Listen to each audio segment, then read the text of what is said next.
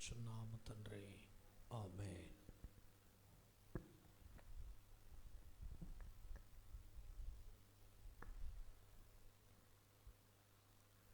దేవుని వాక్యాన్ని మనం చదువుకుందాం.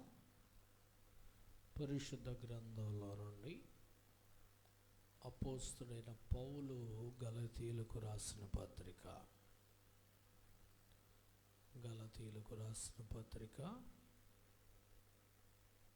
6వ అధ్యాయం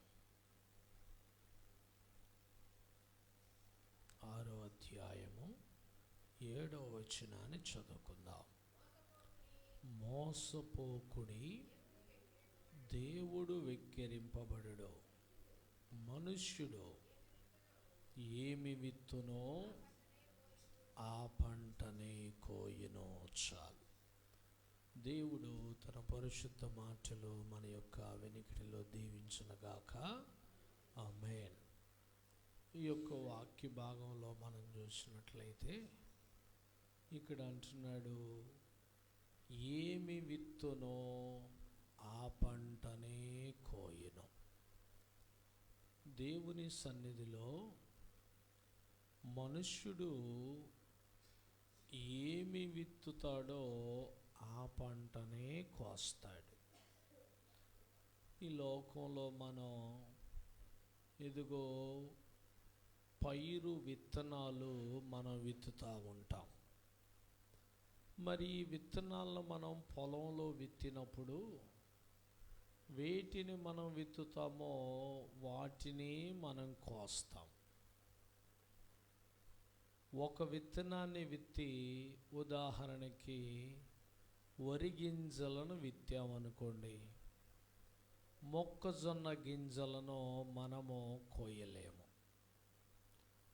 ఒకవేళ మొక్కజొన్న గింజలు మనం విత్తితే వరి గింజలను మనం కోయలేము. అంటే ఒకటి సత్యం ఏంటి అని అంటే, మనం వరి గింజలను విత్తితే వరి పంటనే కోస్తాం, మొక్కజొన్న పంటను విత్తితే మొక్కజొన్న పంటనే కోస్తాం. అక్కడ మంత్రాలు మాయలు ఏమీ జరగవు కదండి. జరుగుతాయా? ఒకటి మరొకటి విత్తామనుకోండి.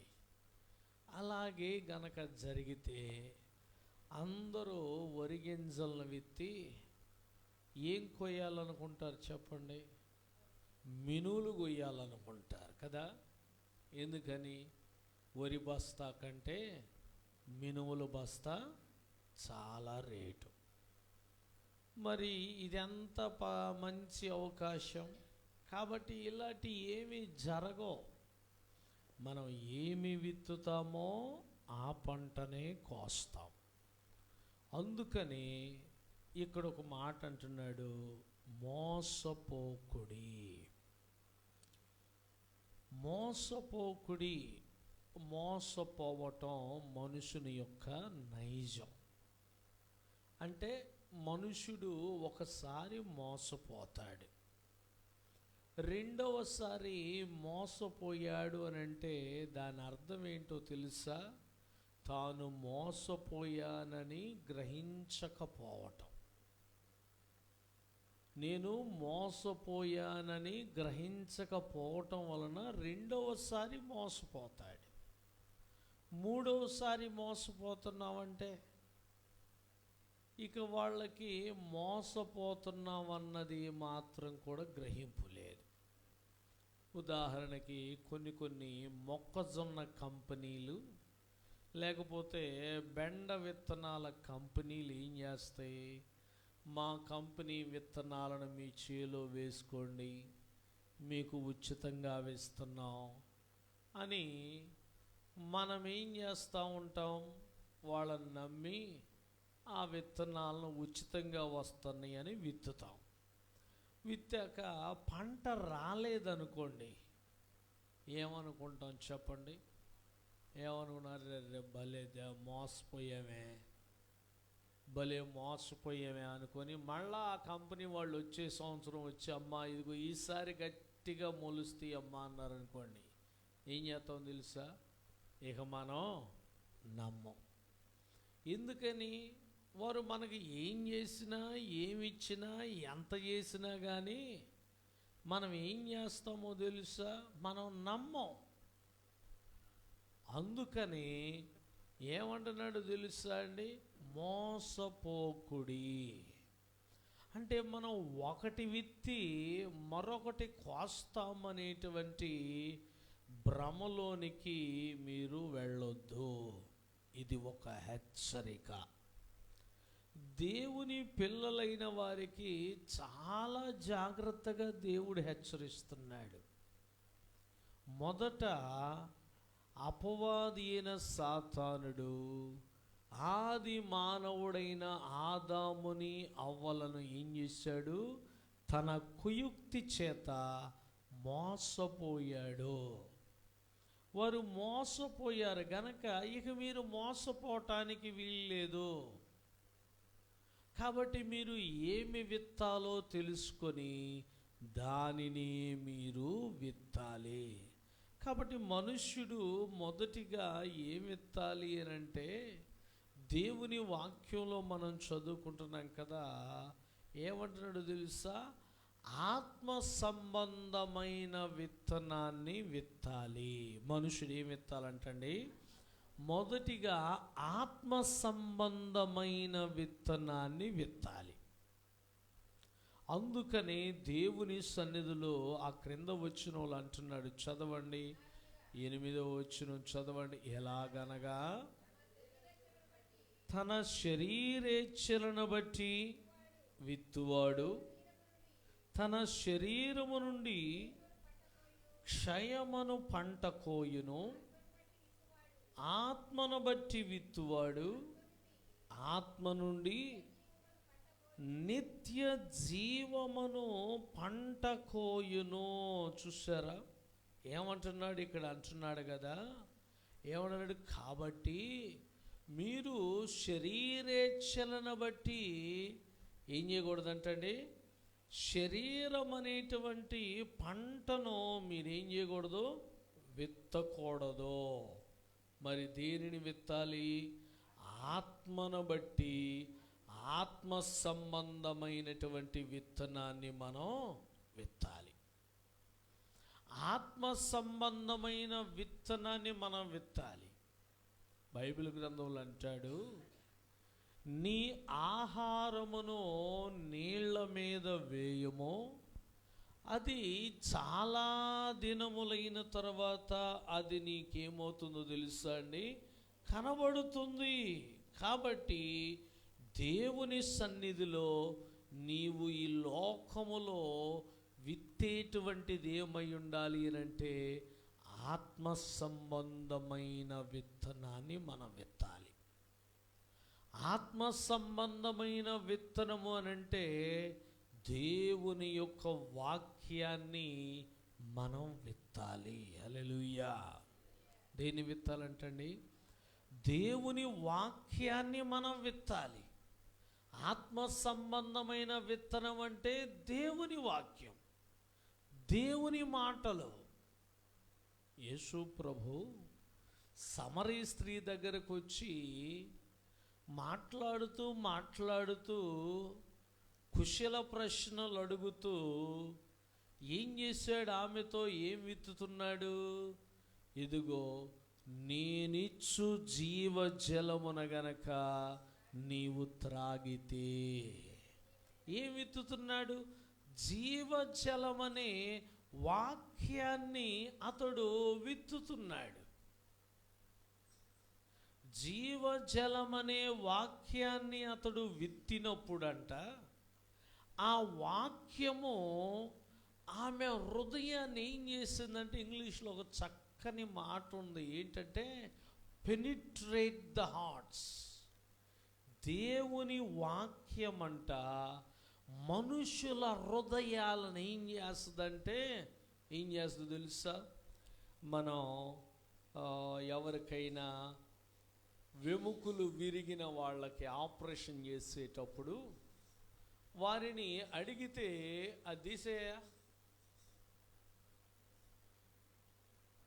ఎముకలు విరిగిన వాళ్ళని ఆపరేషన్ చేయించుకునేటప్పుడు వాళ్ళని అడిగితే ఈ డాక్టర్స్ అంట ఆ లోపల ఉన్నటువంటి వెముకలనంట సుత్తితో కొడతారంట. అట్లా కొట్టినప్పుడు వీళ్ళకి నొప్పి అయితే తెలియదు కానీ శబ్దం అయితే వినిపిస్తుందంట. ఏమండి, శబ్దం వినిపిస్తుందట. ఆ శబ్దానికి ఈ వెముకలు పటాపట అంటాం. ఏమండి, అక్కడ జరిగే సంఘటన అంతా కూడా వారికి తెలుస్తూ ఉంటుంది. అంటే ఏం జరుగుతుంది అక్కడ? డాక్టర్ ఏం చేస్తున్నాడు? వాటిని ఏ విధంగా వంచాలో, వాటిని ఏ విధంగా విరగొట్టి సరిచేయాలో, వాటిని ఏ విధంగా కట్ చేయాలో ఆయుధాలతో ఆ డాక్టర్ పనిచేస్తున్నప్పుడు ఆ శబ్దాలన్నీ వారికంట వినబడతాయి. అంటే ఏం చేస్తుంది? అక్కడ ఒక పని జరుగుతుంది. దేవుని వాక్యాన్ని మనం విత్తినప్పుడంట మనుషుని హృదయములో ఖచ్చితంగా ఇలాంటి ఆపరేషన్ జరుగుద్ది. హల్లెలూయా. ఏమండి, ఏదైనా ఒక ఎముక శరీరానికో లేకపోతే ప్రక్కనున్న వెముకకో బయటకు పొడుచుకొని వచ్చిందనుకో, ఏం చేయాలి డాక్టర్? దాన్ని సుత్తితో కొట్టి ఎరగొట్టడమో, లేకపోతే బ్లేడ్తో కట్ చేయడమో, లేకపోతే కటింగ్ బ్లేడ్తో దాన్ని ఏం చేయాలో పట్టకరతో ఒత్తేయడం, ఏదో తను చేయగలిగింది. వాళ్ళ దగ్గర డ్రిల్లులు కూడా ఉంటాయంట, బెజ్జాలేసి. అంటే ఈ పనంతా ఏం చేస్తాడంటే ఈ డాక్టరు సరి చేస్తాడు. యేసు ప్రభు సమరయ స్త్రీని ఏం చేస్తున్నాడంటే తన హృదయములో ఉన్నటువంటి ఆ యొక్క శరీర సంబంధమైన విత్తనం వలన ఏమైపోయిందో తెలుసా అండి? బండలాగా తయారైపోయింది హృదయం. ఎలా తయారైపోయిందంటండి? ఈరోజు నేను ఒక చోటకి ఒకరి బండి వేసుకెళ్ళా. బండి అవసరమయ్యి బండి వేసుకెళ్ళా. ఆ బండి వేసుకెళ్తే ఏం పని చేస్తుందంటే ఒక ఇంజన్ పని చేస్తుంది, ఏమండి, ఒక బ్రేకు పని చేస్తుంది, ఇంకంతే. బండి ఆడటానికి ఈ రెండే కావాలనుకున్నారేమో వాళ్ళు. ఇక ఆ రెండే పని చేస్తున్నాయి. హ్యాండిల్ కూడా ఏం చేస్తుందో తెలుసా? గట్టిగా తిరుగుతుంది.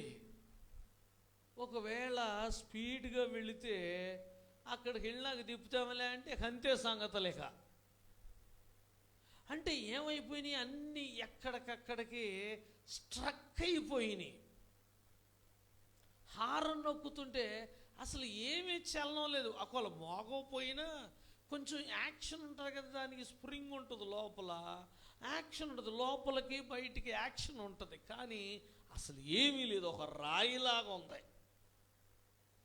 మనుషుని హృదయం కూడా అంట ఆత్మను బట్టి విత్తకపోతే ఆ హృదయం కూడా ఏమైపోతుందో తెలుసా?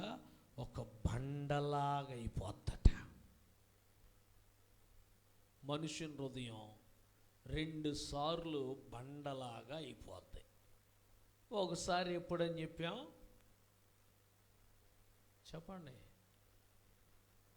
ఆత్మ సంబంధమైన వాక్యము అనేటువంటిది విత్తకపోతే అది బండలాగా అయిపోద్ది. రెండోసారి ఎప్పుడైపోద్ది? ఎప్పుడైనా చనిపోయిన వాళ్ళ గుండెల మీద పడి చూసారా? ఎప్పుడన్నా గమనించారా? నేను చూసా. ఆ గుండె అంట ఎలాగుంటుందంటే రాయిలాగా ఉంటుందంట. అందుకని చూడండి, చనిపోయిన వాళ్ళ దగ్గర పడుకుని వారి దగ్గర సంబంధులు కొడతా ఉంటారు, గుండెను కొడతా ఉంటారు. కొట్టినా వారికి అదే బ్రతికున్న వాళ్ళను కొడితే ఏమవుతుందండి? అమ్మో నొప్పి పుడుతుంది అంటారు. మనిషి హృదయం ఎప్పుడు బండలాగా మారుతుందంటే ప్రాణం లేనప్పుడు. ప్రాణం ఉన్న ఆత్మ సంబంధమైన వాక్యం అనేది విత్తనప్పుడు ఆ హృదయం కూడా ఏమైపోతుందో తెలుసా? బండలాగా మారిపోతాయి. ఈమె బ్రతికుంది, కానీ ఈమె హృదయములో ఏమి విత్తబడటం లేదు? వాక్యం అనేటువంటి ఆత్మ సంబంధమైన ఎవ్వరూ విత్తలేదు ఆమెకి. చూసిన వాళ్ళందరమ్మో అదేంటి అటు చేస్తున్నా, తప్పమ్మా, ఇది తప్పమ్మా, అది మంచిది కదా, వాళ్ళు ఎంతో బాధపడుతున్నారు, ఏయో 1,00,000 మాటలు చెప్పారు. కానీ ఈ మాటలన్నీ కూడా మనుషుని హృదయములో జరగవలసిన ఆపరేషన్ కార్యక్రమం, అనగా వాక్యం అనేటువంటి విత్తనము చేత ఆ రాతిలాంటి హృదయము ఏం చేయబడటం లేదంటే దున్నబడటం లేదు, సేద్యం చేయబడటం లేదు. అందుకని బైబిల్ గ్రంథంలో అంటాడు, బీడు భూములను ఏం చేయమంటున్నాడు? దున్నుడి. చూసారా? ఈ యొక్క హృదయము దేవుని వాక్యముతో విత్తబడినప్పుడంట ఈ వాక్యము ఎలా పనిచేస్తుందో చెప్పనా? ఎలా పనిచేస్తుందో చెప్పనా? ఒక బీడు భూమికి అప్పుడప్పుడు మనకి ఈ వర్షాలు పోసిపేసేటప్పుడు కానీ, లేకపోతే మంచిగా నాగళ్ళు దున్నాలని అన్నప్పుడు కానీ, ఆ వాతావరణం జూన్ ఆ ప్రాంతంలో వ్యవసాయదారులు అందరూ కూడా ఏం చేస్తారంటే వారి యొక్క నాగళ్లను ఏం చేస్తారు? సాన పట్టిస్తారు. లేకపోతే వారి నాగలి మోడు బారితే దానిని తీసివేసి ఏం చేస్తారో తెలుసా? క్రొత్త నాగలి తయారు చేయిస్తారు. ఇక ఇప్పుడు ఆ క్రొత్త నాగలి ఎంత బీడు భూములోనైనా పెట్టి ఇదిగో నీవు దున్నడం ప్రారంభిస్తే ఏమవుద్ది తెలుసా అండి? చెప్పండి, ఏమవుద్ది? ఆ భూమిలో ఉన్నటువంటి రాళ్ళు, మట్టి, గడ్డలో ఏమైపోయింది? చీల్చుకుంటా వెళ్ళిపోద్ది. హల్లెలూయా. దేవుని సన్నిధిలో ఆత్మ సంబంధమైన వాక్యమనే విత్తనాన్నంట మనం ఏం చేయాలో తెలుసా? విత్తాలి. సమరయ స్త్రీలో ఆ విధంగా విత్తబడింది గనక ఆ యొక్క బండలాంటి హృదయం ఏం చేయబడిందంటే మెత్తని హృదయంగా మార్చబడింది. హల్లెలూయా. ఆమె ఇప్పుడు దారిలోకి వచ్చింది. దేవుని సన్నిధిలో దేవుడు ప్రవక్త అయిన యిర్మీయాతో అన్నాడు, నా జనులలో ప్రవక్త ఉన్నాడని వారు తెలుసుకొనున్నట్లు నీవు వారికి ప్రకటించు అన్నాడు. ఎలా ప్రకటించమన్నాడు? విన్నా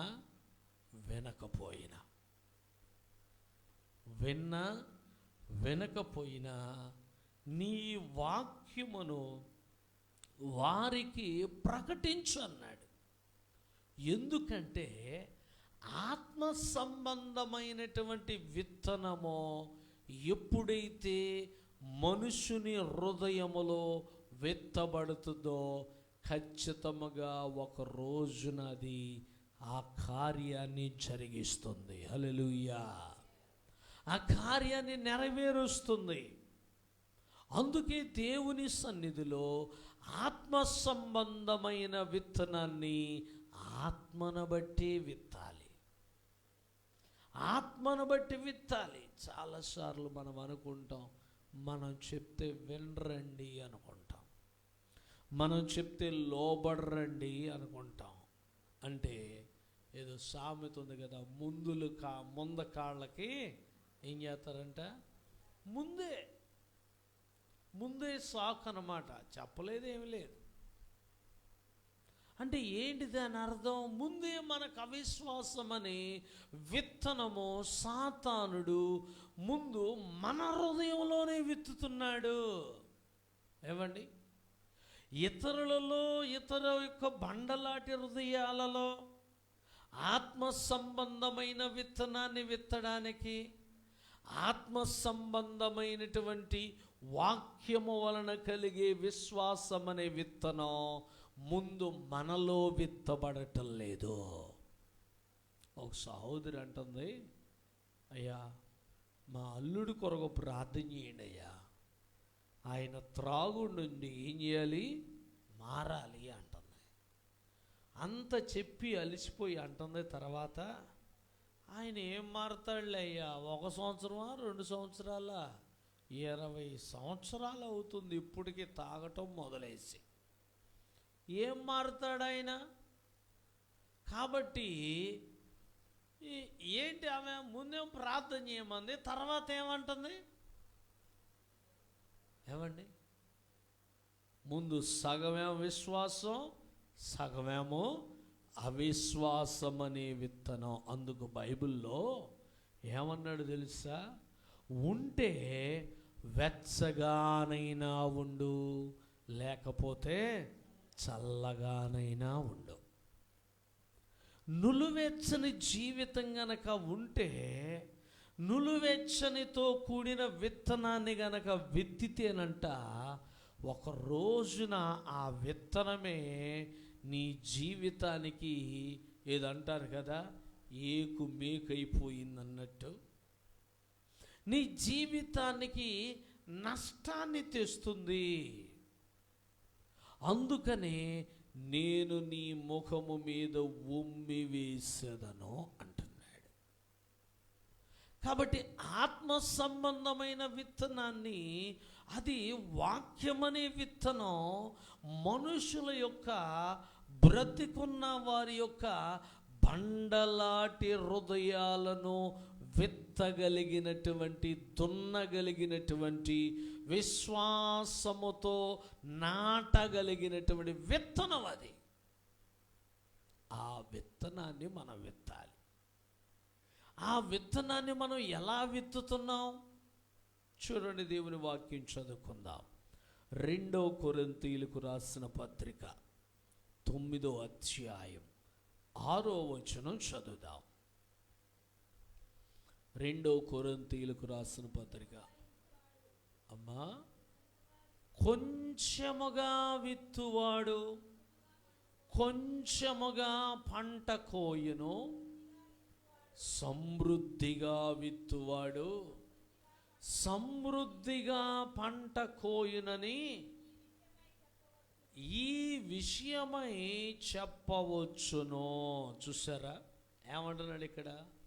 కొంచెముగా విత్తేటువంటి వాడు ఏమండి?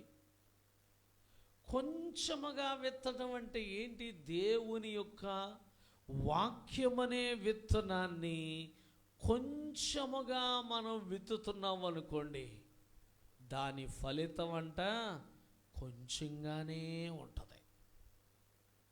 అంటే అరకొర విశ్వాసం, అరకొర సంబంధమైనటువంటి ఆ భూమి దున్నబడటం. తరువాత ఏమవుతుందో తెలుసా? ఆ యొక్క విత్తనము లోతుకు వెళ్ళనందున ఏమవుతుందంటే, అది దాని యొక్క వేరు కూడా ఏం కాదో తెలుసా? లోతుకు వెళ్ళదు. లోతుకు వెళ్ళదు. కారణం ఏంటి? అసలు మీరు వేప చెట్టు యొక్క వేర్లు ఎలా ఉంటాయో తెలుసా? ఎంత లోతుకు వెళతాయో తెలుసా అండి? ఎంత పొడవు వెళతాయో తెలుసా? ఇక్కడ నుండి సెంటర్ దాకా కూడా వెళ్తుంది. ఇక్కడ ఒక వేప చెట్టు పెడితే ఏమండి? ఎందుకంటే దాని యొక్క విత్తనము యొక్క వేరు లోపలికి వెళ్ళిపోయి లోపల ఏం చేస్తుందంటే వ్యాపిస్తుంది. అందుకని యేసు ప్రభు కూడా ఆ సమరయ స్త్రీ దగ్గర కూర్చొని ఎంతసేపు మాట్లాడుంటాడు? ఆయన శిష్యులు బయటకు వెళ్ళి వారు వచ్చేదాకా యేసు ప్రభు అట ఆ బావి మీద కూర్చొని, ఇదిగో ఆ స్త్రీతోనంట సుదీర్ఘంగా మాట్లాడుతున్నాడు. యేసు ప్రభు అలా మాట్లాడటం శిష్యులు తిరిగి వచ్చి చూసి అనుకుంటున్నారు కదా, వామ్మో, ఏంటి వామ్మో, ఏమన్నా ఉందా? యేసు ప్రభు ఈ సమరయ స్త్రీతో మాట్లాడటం యూదులు కానీ, శాస్త్రులు కానీ, పరిసయ్యులు కానీ ఎవరన్నా చూస్తే ఏం చేస్తారు? అస్సలు మనం బ్రతకగలుగుతామా? మనం తట్టుకోగలుగుతామా? కొంతమంది నిజాలు తెలియకోకుండా ఏం చేస్తారు తెలుసా? ఏదో ఒక విధంగా ఏం చేస్తారు? అంటగట్టేస్తారు. ఏదో ఒక విధంగా లేని ఉన్నట్టుగా, ఉన్ని లేనట్టుగా చెప్పేస్తారు. అందుకే సామెత ఉంది, ఏమని? నిజమంట గడప దాటక ముందే అబద్ధం అంటే ఏం చేస్తుందంట? చెప్పరేంటమ్మా? ఊరంతా చుట్టేసి వచ్చుద్దంట. చూడండి, మన ఇంట్లో ఉన్న ఊపిరి అంటే రక్తం మన దేహంలో ఉన్నటువంటి నరనరాలకు వెళ్ళక మునిపే గ్యాస్ ఏం చేస్తుంది? దేహంలో ఉన్న ప్రతి అవయవాలలోని కూడా ఇదిగో ఏం చేస్తుందో తెలుసా అండి? వెముకలలో కూడా ప్రవహిస్తుందంట గ్యాస్. ఈ గ్యాస్ ఎంత ప్రమాదకరమో అబద్ధం కూడా అంత ప్రమాదకరం. అందుకే ఇది ఊరంతా చుట్టేసుకొని వచ్చేస్తుంది. అందుకని అంటున్నాడు, మీరు కొంచెంగా విత్తితే కొంచెముగానే మీరేం చేస్తారు? ఎదుగో పంటను కోస్తారు. యేసు ప్రభు సమరయ స్త్రీ దగ్గర విస్తారంగా మాట్లాడుతున్నాడు. హల్లెలూయా. వివరించి చెప్తున్నాడు. ఏమని తెలుసా? ఆత్మ సంబంధమైన జీవజలమనబడిన వాక్యాన్ని ఆమె హృదయపు లోతుల్లోనికి వెళ్ళేటట్లుగా, అర్థమయ్యేటట్లుగా మాట్లాడుతున్నాడు. ఎప్పుడైతే అలా మాట్లాడాడో ఆవిడ అందే, ఏమందో తెలుసా? అలాగైతే నాకు ఆ జీవజలాన్ని ఇవ్వయ్యా. వెంటనే రెస్పాన్స్ వచ్చింది, వెంటనే స్పందన జరిగింది. ఏమండి, మనలో స్పందన జరగటం లేదంటే వాక్యం అనేటువంటి ఆత్మ సంబంధమైన విత్తనాన్ని మనం విత్తట్లా. అది విస్తారంగా విత్తటల్లా, అది లోతుగా నాటబడటల్లా. ఇందాక చెప్పాను కదా, అది ఏం చేయబడట్లేదు తెలుసా అండి? లోపట దాని పని అది చేయటల్లా. అది చేయకోకుండా ఏం చేస్తున్నామో తెలుసా? మనం దానిని బయటే పెట్టేస్తున్నాం.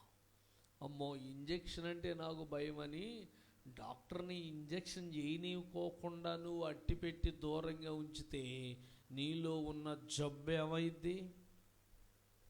పెరిగిపోద్ది. రోజు రోజుకు ప్రమాదకరంగా మారుతుంది.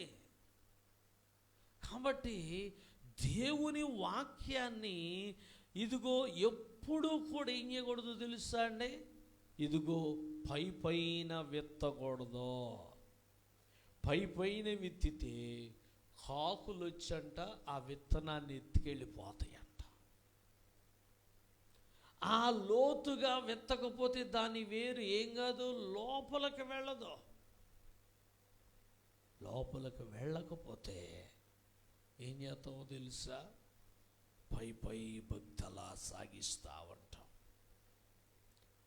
పైన కట్టిన బిల్డింగ్ ఏమైపోద్దండి? ఏమైపోద్ది?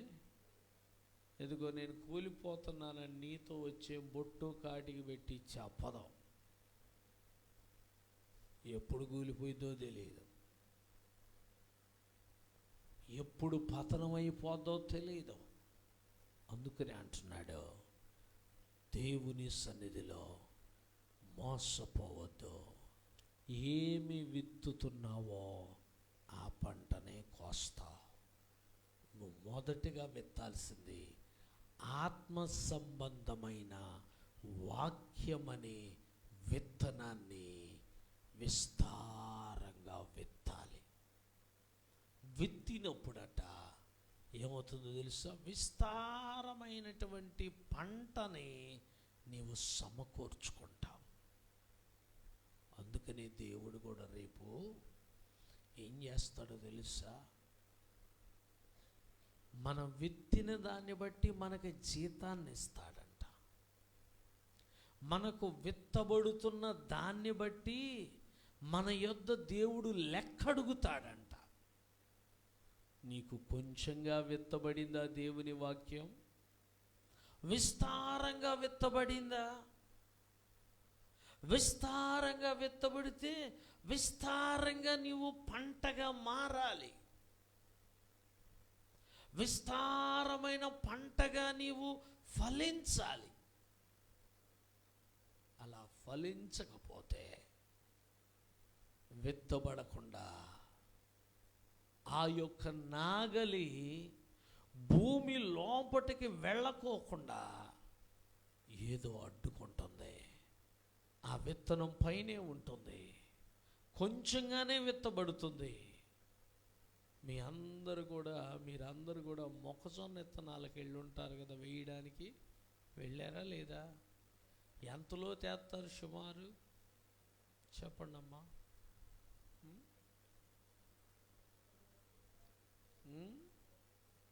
అమ్మా, ఎంతలో తెస్తారు? ఎంతలో తీస్తారు అమ్మా? మీరు వెళ్ళారా? బెజ్జాలు వేసిన దానికి విత్తనానికి వెళ్ళారా? బెజ్జాలు నిన్నగా మొన్న వచ్చినాయి. అవునా? ఏమండి ఏం చేస్తారు? కనీసం ఏం చేస్తారు? 3 అంగుళాలు 4 అంగుళాల లోతుకి ఏలుదూరు పైన ఏం చేస్తారు? లోపలికి పెడతారు. 4 అంగుళాల లోపలికి వేయాలి విత్తనం. వేసి ఏం చేయాలి? అపర్ణ ఏం చేయాలి? ఏమండి ఏం చేయాలి? మట్టి కప్పాలి. కప్పలేదనుకో ఏమైపోద్ది? ఇంకో కేజీ విత్తనాలు కొనుక్కురావాలి. ఏమి దివ్య, వెళ్ళావా ఎప్పుడన్నా మొక్కజొన్న విత్తనాలకి? వెళ్ళలేదా? మరేంది అడుగుతుంది చెప్పు. ఏం చేయాలి? మట్టి కప్పాలి. కప్పలేదనుకో, ఇప్పుడు మీరు అందరూ వచ్చారు, ఇంటికి తాళం వేసి వచ్చారు లేదా? మీ ఇంట్లో మీ అబ్బాయి అమ్మాయి అన్నయ్య నాన్న ఎవరు లేరు అనుకోలే. ఎవరు లేకపోతే వచ్చేటప్పుడు ఏం చేస్తాం? లేకపోతే తలుపులు బార్లేదు, పోనీ వస్తే వచ్చిన కుక్క నక్క పోతే పోయింది అనుకుంటావా? తాళం ఎంత జాగ్రత్త, ఈ విత్తిన విత్తనానికి మట్టి కప్పటం అంత జాగ్రత్త. ఆ విత్తనం అనేది ఆత్మ సంబంధమైంది. అంత జాగ్రత్తగా మనం విత్తాలి. విత్తకపోతే మోసపోవద్దు. ఏం విత్తుతామో దాన్నే మనం కోస్తాం. అట్టి కృప దేవుడు దయచేయనుగాక. ఆమేన్. మోకరించండి, ప్రార్థన చేద్దాం. దేవుని సన్నిధిలో దేవుని మాటలు మనం విన్నాం.